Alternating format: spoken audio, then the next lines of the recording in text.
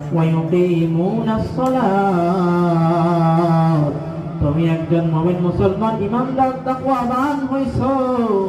তোমার কিন্তু আল্লাহ তাআলার ফরজ একটা হুকুম নামাজকে তোমার কায়েম করতে হবে তুমি যদি নামাজ ঠিকমতো কায়েম না করো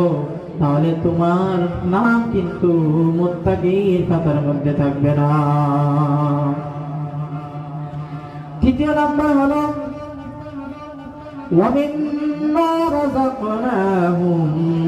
يُنْفِقُونَ আমার আল্লাহ রাব্বুল আলামিন বলেন তোমাদেরকে আমি যেই রিজিক তোমাদেরকে আমি দিছি যেই মাল ধন সম্পদ আমি তোমাদেরকে দিছি এই মাল সম্পদ থেকে তুমি দ্বীনের পথে খরচ করবা মানুষের দিকে তুমি খরচ করবা কারণ হলো তোমাকে আল্লাহ তাআলা যেমন ধন সম্পদ দান করছে অনেক মানুষ আছে আল্লাহ তাআলা তাদেরকে এমন ধন সম্পদ দান করে নাই এই জন্য তো তোমাদের উপর যাকাতকে ফরজ করেছে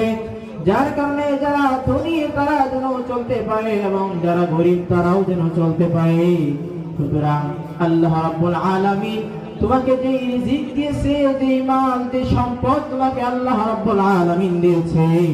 ওই মাল থেকে তুমি দ্বীনের পথে মানুষের পিছে তুমি খরচ করবা এই তিনটা গুণ যার ভিতরে থাকবে